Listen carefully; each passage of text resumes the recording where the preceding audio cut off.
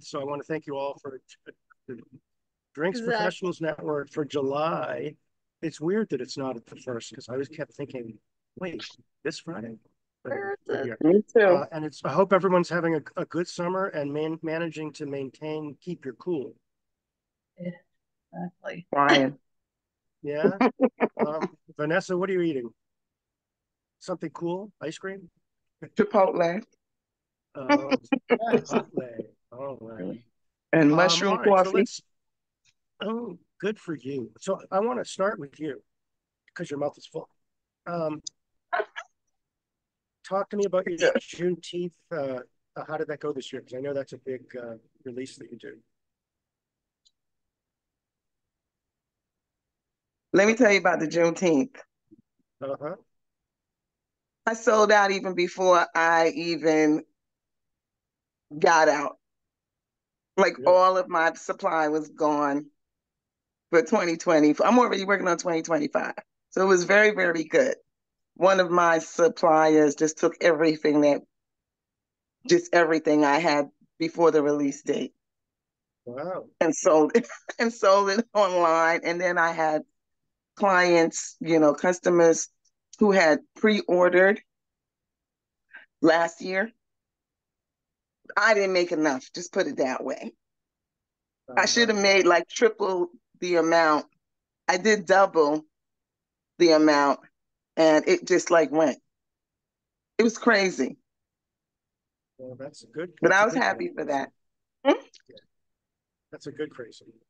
That's good. Yeah, that's a good problem to have.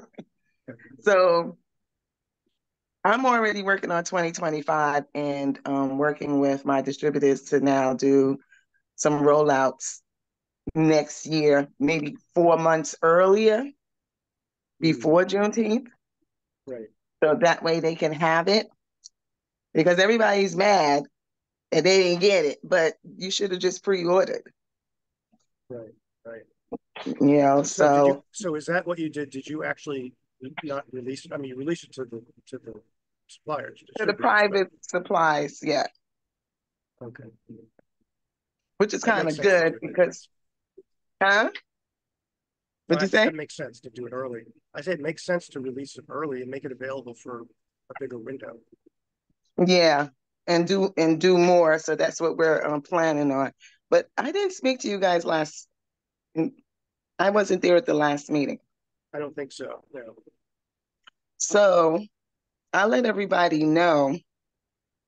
I was a judge. You know, master distillers and moonshiners Mm-hmm. on Discovery. Yes.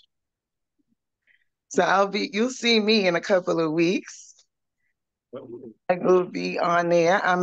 They had me come in to do a guest appearance as a judge for master distillers.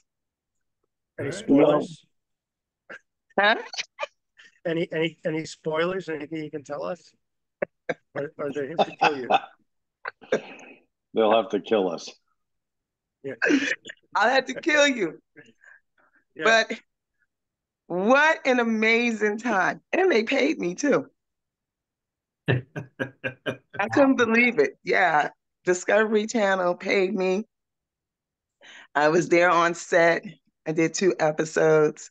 Mark and Digger, Tickle, John. I mean, it was amazing. Can you imagine getting to drink all day long, judging?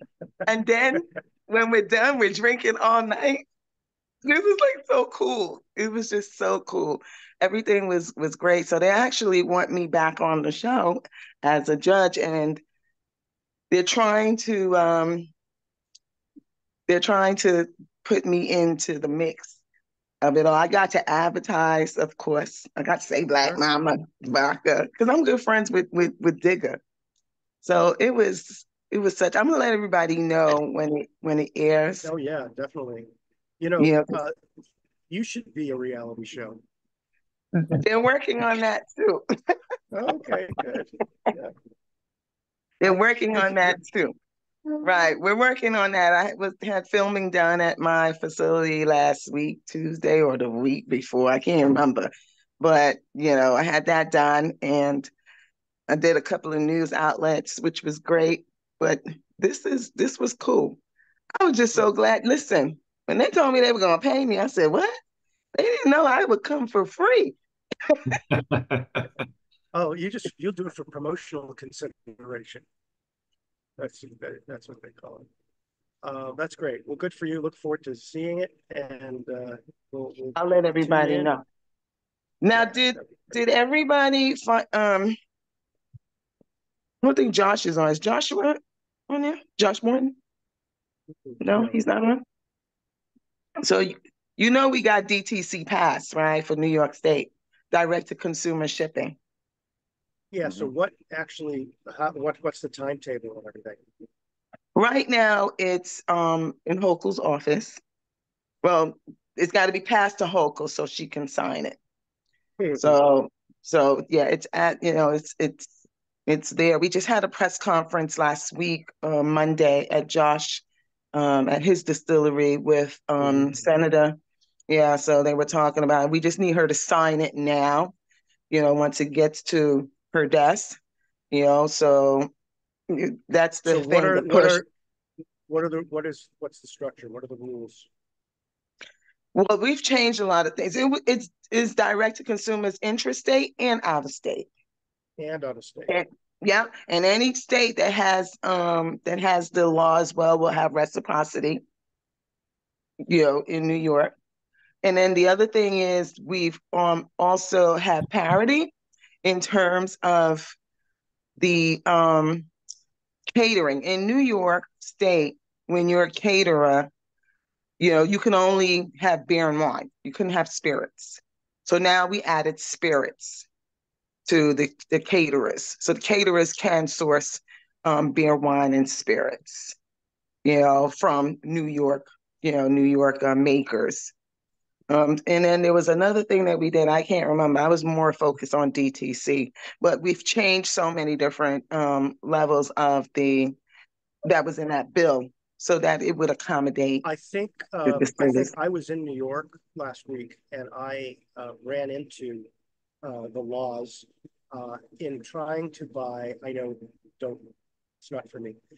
No alcohol wine, which my wife drinks because she's just had surgery and things like that.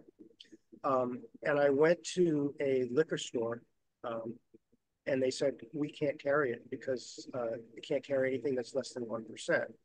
Right. And then so I looked up that they had actually changed the law, but I don't think it has gone into effect yet. So I don't know if it's part of the same bill. Which apparently the supermarkets are not allowed to sell wine. They can sell beer, but they can't sell wine. And in exchange for being allowed to carry wine, the supermarket lobbying group had agreed to allow them to carry it, but still no one is. And what was crazy is you can't buy it anywhere in the state, or at least I Yeah. didn't find it. The strongest Yeah, lobby in New York State is the liquor retailers. They own Metro. no, the whole state. They own a significant amount of political capital in Albany, and they've been a power there for a long time. So, Yeah, the Metro retailers. That's what I was saying. no, I'm talking about the entire New York State, the entire New York State lobby of retailers. New York State Retailers Association. Right.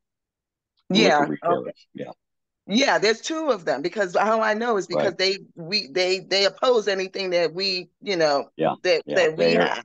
They're very they're very concentrated in New York State, and they own a lot of political capital in Albany. So getting something, if you get like something small like this moved through them, that's a major accomplishment. Yeah, you know why? Because I've been up there lobbying as well in Albany, and I asked all of them, how many of y'all carry Black Mama vodka? You're not allowing minority and women-owned and diversity within your stores. They couldn't even say anything. That's why I had to go up there. I did a whole speech for Hochul. How can you talk about not, the big companies coming in to take away the independence when you're not even supporting your own New York or minority owned companies? That's right there in your backyard. And that's what pushed the bill over. They know me very well. You can't have one and then, and not the other. It's not, you either support New York brands or just leave us alone. Let us do DTC and let us do what we want to do. The other thing that we also pushed and changed was the on-premise will have to go.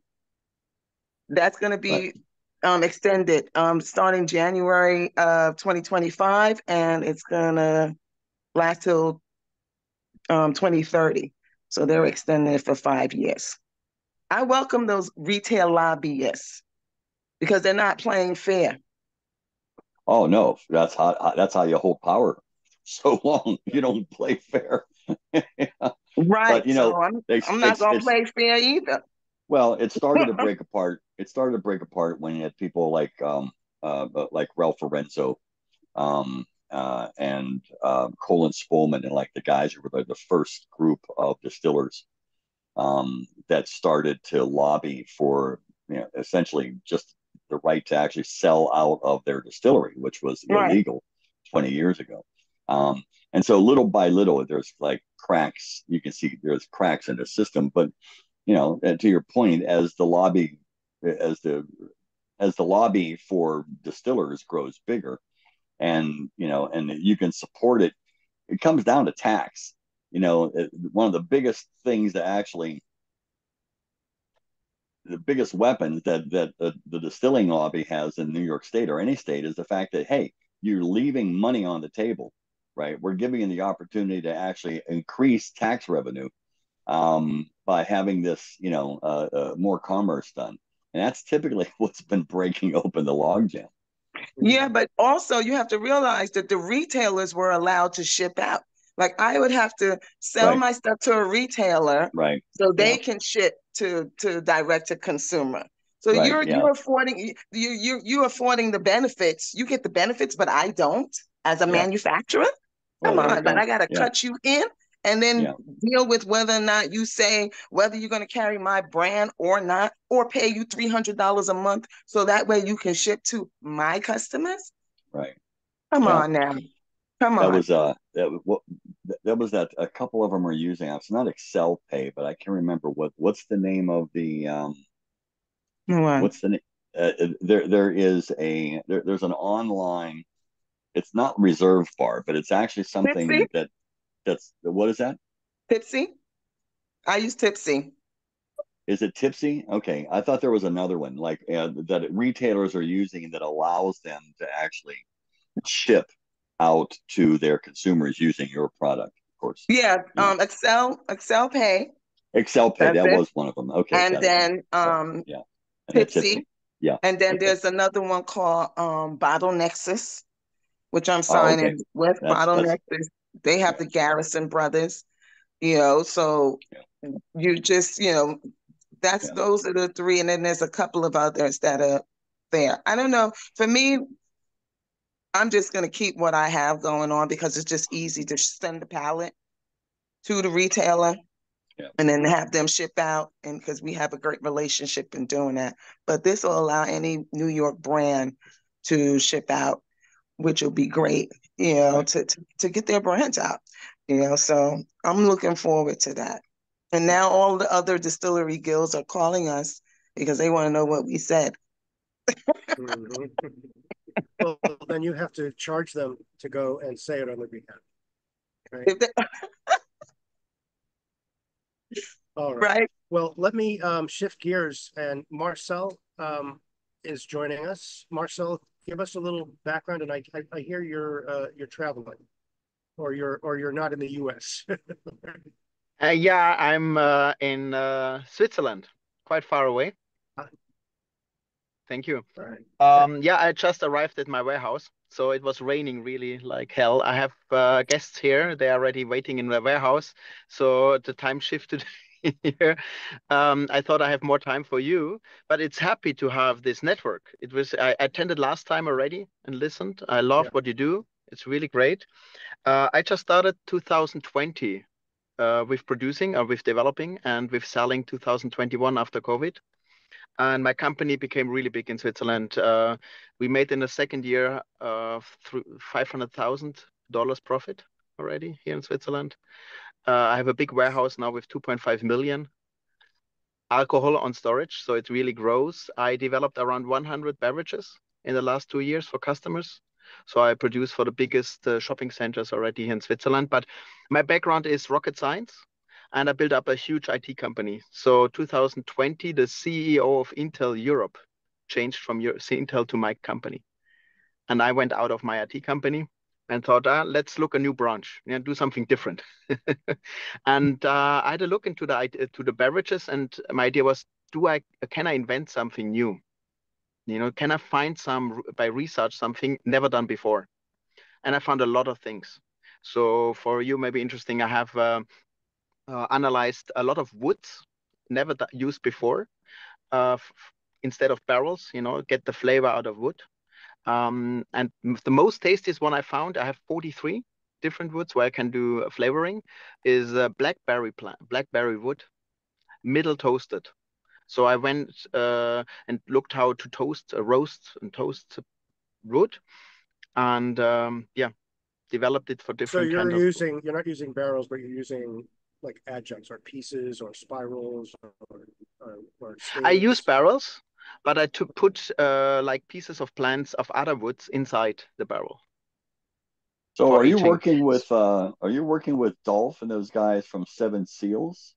Yeah, I was about to ask.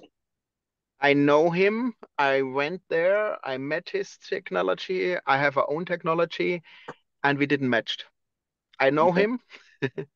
um, it's critical for whiskey because whiskey is a big tradition behind, and there are other things. I did research, never done before. He uses traditional barrels for aging.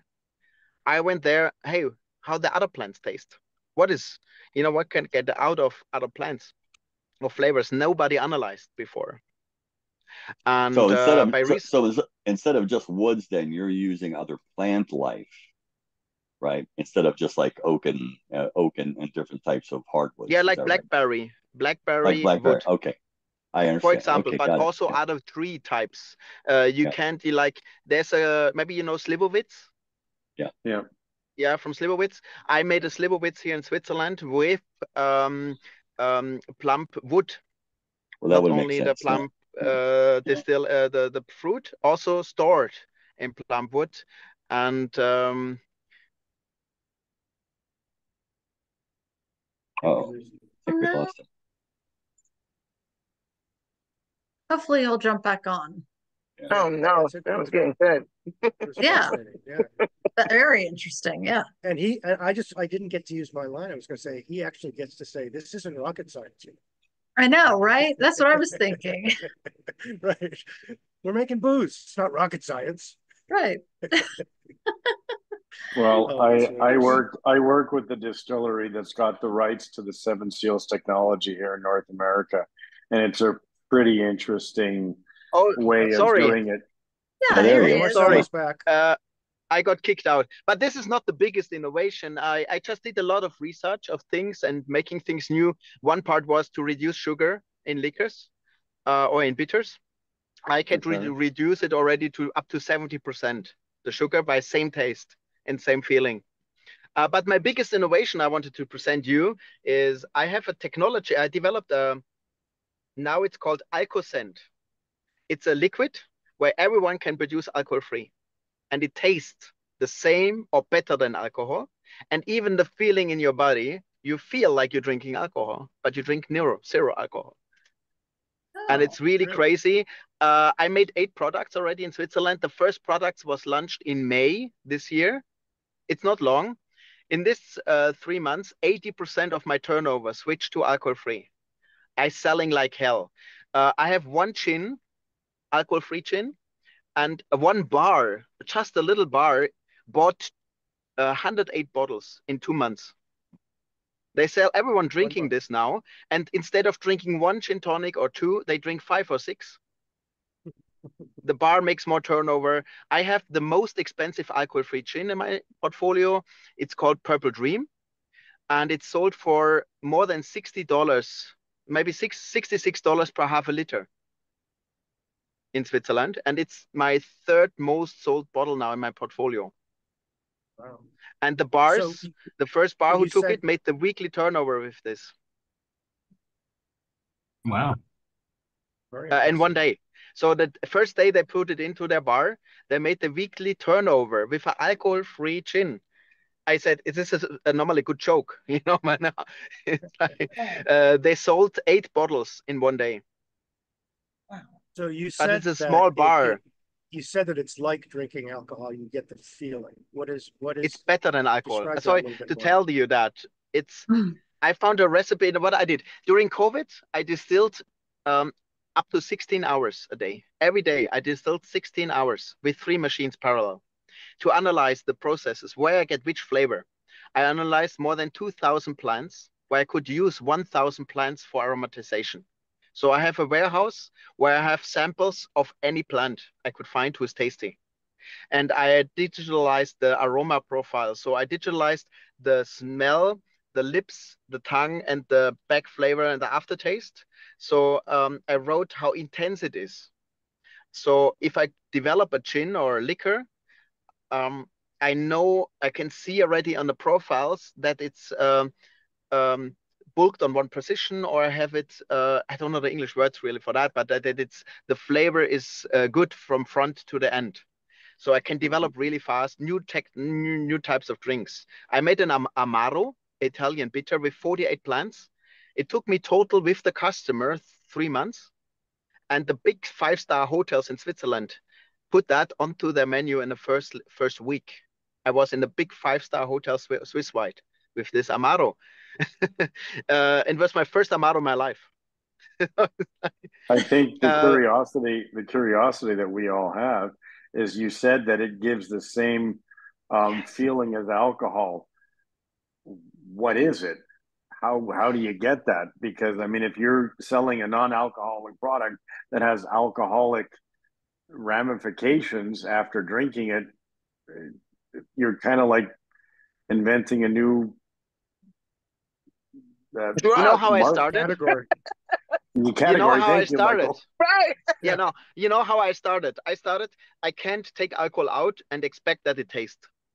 And I knew from my plants, my research, that I found a lot of plants by extracting their aroma, that they have some similar things like alcohol. Like when you take alcohol out, you miss something, that your nose buds can taste something, that your lips have a feeling, that your tongue is feeling the lightness because alcohol is lighter than water. Mm-hmm. Or that you can transport the aroma. And the biggest thing I found, plants, they make, when you drink it, you swallow them, they make in your stomach a feeling of drinking alcohol. So I used extracts of plants and put them together and tried to replace alcohol, and it didn't work for months. It took me 1.5 years. So I was working on it. It should work. And I was really, one evening on a Friday, I was angry because I spent so much time, and it should work, but it doesn't. So I left everything. My wife was angry I should come to bed. So I left everything standing, went to bed. In the morning, we had a brunch and spent some time in the morning. And then around lunchtime, I thought, I have all these tests standing around. I want normally to clean it up and throw it away. I said, my taste buds, are so good that I can find off mistakes and can find out maybe why it's not working. And I tested it, and it was like alcohol. And the big innovation was that I had to rest for 12 hours to 24 hours before it tastes. And it's so cool. Everyone who does it here in Switzerland now, we test it after 8 hours. It doesn't taste. It tastes shitty. And then we come back in the next day, and wow, it tastes. It tastes like clear alcohol. And that's all till today for me a mystery, that it's so cool. So And it tastes the same. It gives you the same effect, yet you don't get drunk. no drunk, but you get the feeling of happiness and relaxedness in your body, and you get more focused in real. So I use these plants in other ways. I made it in a tea for my wife. So she made a second master international finance, and so she used it to learn. So she told me she can work 4 hours when she drink one tea for me, made with this plant. She could focus and just work. Not This that kind didn't of get sounds any like distraction. it sounds like cannabis. Yeah, No, right. yeah, yeah. I in real, for a customer, I developed aroma for cannabis that is real, with that works, that tastes like joint and smells like joint, but has no THC and CBD inside, because in Europe it's not allowed to have any No. THC and CBD. It's just for smoking in some countries, but not for edibles. So I developed this aroma, but it has nothing to do. No, all ingredients are certified even in Europe, because And Europe what with novel and food and rules. and you're selling in what category? Because we're still, I think Michael and I are still trying to put together like what category does this fall under? At the moment, I just sold it by going to distilleries, talk about alcohol free. Everyone was laughing, and then they tested my samples, and I said, "Wow, that is real." And I tell them I have documentation, so it means I created it in that way. I'm an engineer, so in real Alcocent, it's called, is 12% of the finished products in weight. And if you produce, so the easiest way, if you produce aroma gin, today you use water and ethanol, and you put aroma. With my Alcocent, you can use half of the aroma. And what you do, you take 87% of water, you take around 1% of aroma, and you take 12% of Alcocent. You mix it, you leave it for 25 hours, and boom, it tastes like alcohol. And if you do a real gin, so if I just I give the recipe, I give the nutrition table, the table of ingredients, and I give in Alcocent already inside is the shelf life of 24 months. So if you produce today a gin, a real gin, a London dry gin, you take, for example, normally 300 liters of alcohol and put your plants in. You take the same amount of water, 300 liters. You put the same amount of plants in. If you use juniper, you have to use fresh juniper, or you have in dry juniper double the amount. This is the only change. And then you put it in the water for 2 to 5 hours till it's sucked. And then you put the distill on to 60 degrees Fahrenheit, Celsius, sorry, 60 degrees Celsius for 2 hours. And after 2 hours, you start distilling, and you take out 1/3. So if you have 300 liters, you take out 100 liters as hydrolat. And this 100 liters is 40% of your finished drink. Then you add 48% water and 12% Alcocent, and give it a rest of 12 And to this 24 hours. and this Alcocent has 0% alcohol, correct? Yes, and it's vegan. It's vegan. I tell you, and it's so crazy. And I have Alcocent 1 finished. It's in production now, 1 ton at the moment. Alcocent 1 is Alcocent itself has a shelf life of 5 years without cooling. And so Alcocent 1 is for distilled things on ethanol. So where you replace the ethanol with water, so like gin. Then Alcocent 2 is for aromatized gin. Alcocent 3 is for aromatized liquors, with sugar, liquors with aroma. And Alcocent 4 is for real liquors, like a limoncello or liquors where you use real plants. Because I have additional, it's called in English now, at the moment, I don't have a better name. It's called Magical Potion from Asterix and Obelix. You know, the Magical Potion made. Yeah, I It's remember a those as mix a of kid. plants. Its shelf life is forever. I have no conservation inside. No preservatives, nothing. Itself is so concentrated that it preserves itself.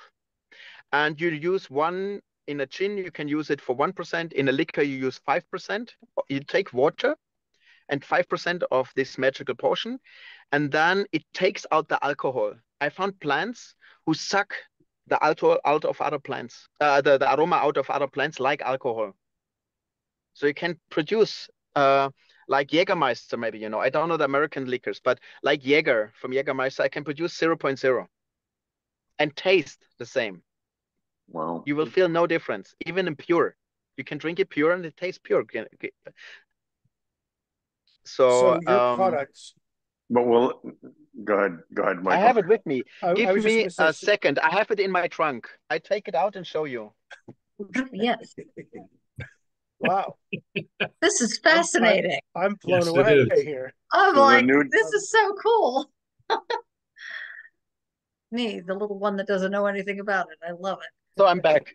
Sorry. Oh, This is yes. one of a gin I developed in real with alcohol, but not this. There's a version available. It's called Gin Classic. It's a gin that works with any tonic in the world. It's tasty with any tonic. It's tasty warm. It's tasty cold pure. So it's the big request from bars was that they can have a gin that it's a rounder that always works in any case. And so from this recipe, I changed to alcohol free. So this version is the alcohol free spirit. Mhm. And the real thing is, so I'm open to you. This bottle cost me in Switzerland, produced around in dollars, maybe $5 in small production, like 120 bottles. And it's sold to the end customers in Switzerland for $30. No, yeah, around $30. So, you have margins like 800%. It's crazy. And this Because is a gin. you're circumventing uh, the alcohol boards and the levels there. Yeah. Because you're not. It's basically a food item what you're selling. Yes. And for US, it's great because with this, it's no alcohol inside. You can sell what I do. I use the same label with like alcohol, and I just Hmm. write down there alcohol free. So the distillery can be famous, the brand is still there and ship it worldwide. There's no regulations anywhere. I was invited by Sheikh Maktoum to Dubai 1 month ago and presented it. And normally I told you need 2 gin tonics or 2 drinks. I have aperos. I have a lot of products. You need two to feel it. But I saw there everyone with after 1 glass of gin tonic, alcohol free, they were already partying and said that we feel like we drank alcohol. Yeah, we are party. This is a gin. It's for me the most tastiest one, alcohol free, with coconut and pineapple. It's like a pina colada gin. So it's a gin added and coconut and pineapple. And this is the alcohol free version from it. And this is Alcocent. Alcocent number one, it looks like. This is it's liquid. I'm working on this for wine and beer, but especially on wine, I want to have it as a granulate or like a powder, not Hmm. liquid, because I don't want to add liquid to a wine. So I have rented a big laboratory on next week, Thursday, to work on this to get it like dry. So, and this is 12%. Maybe you can read it. Alcocent, the soul of Mhm. non-alcoholic beverages. So we say it brings back the soul. If you take the alcohol away, it has no soul. It's like a Hmm. zombie. So your products are available only in Switzerland now, or you are already No, beyond? I'm producing this in Germany because Switzerland is much too expensive. We are Yeah. here in the high. Yeah, the country is quite expensive here. Um, and I'm producing it in Germany for now. But I have a plan to also open a factory in US, or maybe even there's a place for 2 factories in US. So with one factory, I can produce up to 30 tons. So I'm an engineer. We already calculate a factory to produce it by ourselves, and owns factory can now one start can create up to 30 tons a day of this. It makes sense to build one in South Africa, in China, in Asia, in Dubai. They want to have it to build a factory there later. But I just started now um, the production. So this is how it looks from the factory produced, and it will be shipped Mhm. in 5 liter containers, in 200 liter, and in 1,000 liters at the moment. And the 1,000 liter is thought to that distillery buy the 1,000 liters because they can call all their old customers where they produced a liquor or a gin and said, hey, we can produce your alcohol-free version. You want to have this, your alcohol-free version because I give the recipe. So you can change any aroma made gin or real produced gin with just my documentation and rewrite it without thinking. And here is the shelf life included. Why? How I did it, I know how which pH, which base or Hmm. acid the alcohol-free gin comes out of the cuppa distill. And then here it changed it to a pH 3 to 4 to keep it the shelf life. So I can guarantee with this version you have 24 months shelf life guaranteed. And you Wow. need the same So amount normally, like 4 cl in a gin tonic or in a drink. You use the same equal to alcohol, but I write 6 cl because I want that the barkeeper use more of it. We sell more. It's faster empty. So they use 6 cl. But in real, to taste it, to have full feeling, it already works with 4 cl. so your it's not it's let me just clarify that I understand this. Your business model is not necessarily to create your own brands, but to sell the product to distillers so that they can make non-alcoholic versions of what they already produce. Yeah, I built big companies. So my background was always going in a company and look how to change the system in a company to make it big. Also, my IT company, I made a big IT company to look how to make, find the spot where you can grow fast. So with my distillery, there are a lot of cool distilleries in Switzerland, and Switzerland is so small market, there are 3 languages here. And if you want to sell to a area, you need to change all the product, the label to their language, to French. Or to Italian. So, and it's really a big competition here. And for me, it was easier to work with these distilleries, and to sell, hey, look, I have a version for you. You can make your own one. So my product, where I'm part of, is in every shell, everywhere. And this is, so if you buy just 5 liters in dollars, it would be around $4 per half a liter. But if you have a 1,000-liter barrel, or IBC, it's only like $1.60 for half a liter Alcocent in an end product. The cost for Alcocent in an end product. And with this 160, you have the recipes, you have the nutrition table, the ingredients, and the shelf life, everything included. Marcel? And I want to build Alcocent as a brand that people look onto beverages. Is it with Alcocent? Okay, I buy it. Can I do that with vodka? Yes. Okay. But better with flavored vodka. Where we have a flavor. Mm-hmm. I make flavored vodka for several people. Do you know Nebula 9? Who? You heard about Nebula 9? Yeah. He's a friend of mine. He was here, I think 3 weeks ago, and he took a big suitcase of samples to US. We just booked a suitcase just for this because it's alcohol free. He can take as much as he wants, anywhere. Well, let me give him a phone call. Really? Yeah, I was gonna say, or let's all go Keith. visit. Keith. Yes. Keith Davis. Hi, everyone. I'm sorry I'm late. I was trying to get don't worry about it. I'm very excited to be here. My name is Amy Williams. I am a Washingtonian. I'm a part of Good Juice DC. Well, I'm a founder of Good Juice DC, and we want to help bring minority-owned, Black-owned brands into this market. So this is why I'm here. Anyone that is in favorites of doing that, I'm here for that, and I'm so glad to be on this call. And thank you, Vanessa, again for everything that you've done and to get me on this call. And I'm very excited to be here. So I just want to introduce myself and say hello to everyone. I'm in the car, but I'm glad to be. Thank you. Pay attention to where you're going. So Amy, tell us a little bit more about Good Juice DC.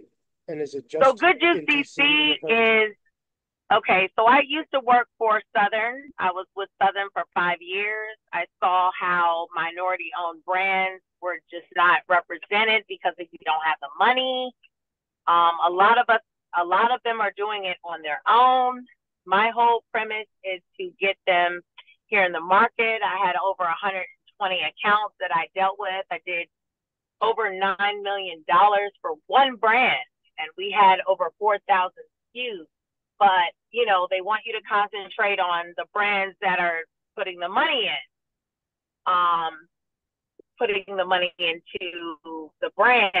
But, minorities are not getting that. And that's what I'm here to do. We are You're breaking up.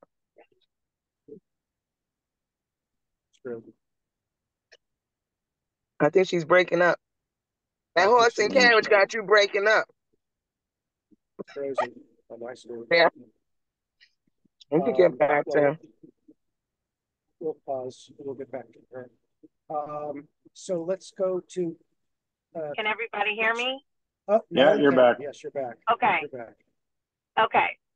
We started in 2024. We just launched in April, and we are here for minority-owned, Black-owned brands, non-alcoholic and alcoholic. So wine and spirits, all of that. So in over 500 restaurants, hotels on premise. That is what we need. That is what we're going to do. I guarantee you, if you go into a restaurant and you ask them if they have minority-owned brands, they're going to probably tell you one or two, or not even anything. And that needs to change. Or they're not going to know. Or they don't know. Yeah. Hello? Can you hear me? Yep. Yeah. Yep. No, okay. I'm just saying that you either ask and they say one or two, or they don't know. They don't have, exactly. But the thing is the education. They need to know. They're like, we would love to, but we just don't know how to get it, right? So I'm that person to get it for them. So she's setting up a distribution in DC. That's what she's doing to help brands, small brands. So, which would be a great resource for a lot of the brands, especially the ones that I make. You know, so that way they can get into DC for on and off premise. Yeah. So that's why I invited her. Mm-hmm.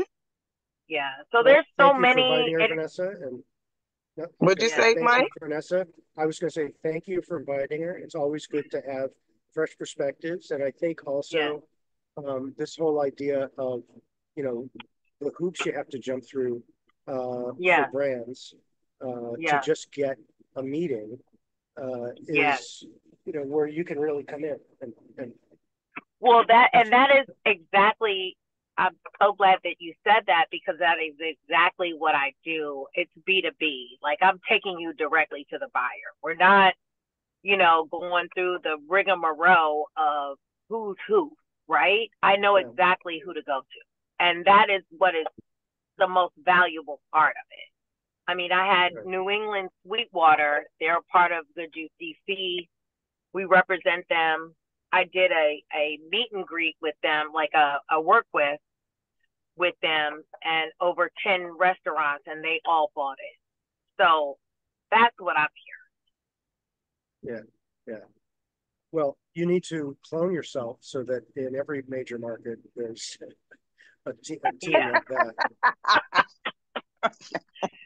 No, you have no idea. Like, all the people that I've talked to, they're like, we need you. Everybody on this call knows. 4 years ago. Okay. All right. Thank you, Amy. Thanks so much. Absolutely. Thank you. Thank you. I wanted to let's give Trent a chance to chime in. Trent, what's new in your world, or what have you heard here that has piqued your interest?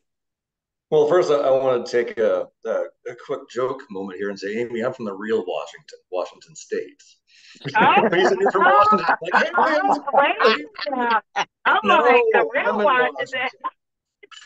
Okay, all right. I don't know if I can take that, but I'm gonna take it today.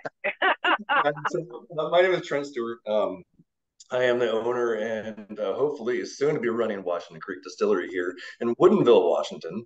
Some of you guys may have heard of Woodinville Whiskey, which is just about 2 miles down the road from me. And considering the fact they got bought out by Moet Hennessy 7 years ago, I figured it's about time we have a real distillery here in this area that represents the Woodinville area and Washington State and Seattle for that fact. Okay. This is a dream that I've been working on for 11 years now. I've been making alcohol since I was 19 years old, and finally 11 years ago I said, you know what, this is something I really want to do. A few hurdles hit my life, and got laid off a year ago, and said, you know what, this is the time to do it. So I'm standing inside my distillery right now. I am hopefully within 2 weeks of being licensed to be able to start production, and hopefully start bringing some customers in the door. The conversations here have been very interesting. The non-alcoholic thing is not something that I had heard of. And to be flat honest, behind me through my window, there's 27 wineries here in my business park. and I'm the only distillery here in this area. So every one of the wineries is excited to see me here because I'm going to bring a little bit of diversity of clientele into this space. But at the same time, I get to tap into their customers. On the weekends, this place is an absolute zoo. There's tour buses that come in. There's people, they're walking by nonstop. The parking lots are absolutely full. And so when I'm able to actually open, bring people in, I want to give them an opportunity to try something different than the wines they've been drinking. And also the whole idea of this non-alcoholic is not something that anybody here in this business park or in Woodinville in general talks about. Mm-hmm. So that's exciting. What? Tell me what are you going to be producing? Are you doing all kinds of things, or? So I have 6 labels approved right now. One of the things that most of my customers are excited about, so I'm going to start making a hobby mode, is it's called my grandma's apple pie. That's an apple liqueur that just people are crazy about. It's 20% alcohol. So I'll be making that in day one. My passion, though, is making it a true sour mash whiskey. So between a 3rd and 5th generation mashing style. As many distillers as I've been to literally around the world, the sour mash idea is not something that people like to do. It's intensive. It takes more time. There's a lot of product care goes with it. But it's a flavor that I think really stands out from everything else. I'm excited to do it. Sure. So you're gonna lay it down in barrels, or what are you gonna do? So, and this that's a good question. As a new business owner in a business that takes years to actually form itself, I'm doing it all, quite literally. I have these little 2-gallon drums that I'll be right back. Right here. That's right here. That I'm selling to my customers. They get to buy them by themselves. And so for a small price, they could buy their own 2-gallon drum that they could fill up with my whiskey and age. Should take about a year for customers to get their product from their own barrel. They could take home when they're done. I'm also laying down in 15-gallon barrels that I'm hoping will mature in about 2 years. And I'm also going to the third avenue to this of doing spirals and seeing how I could use that to accelerate aging for some of my products.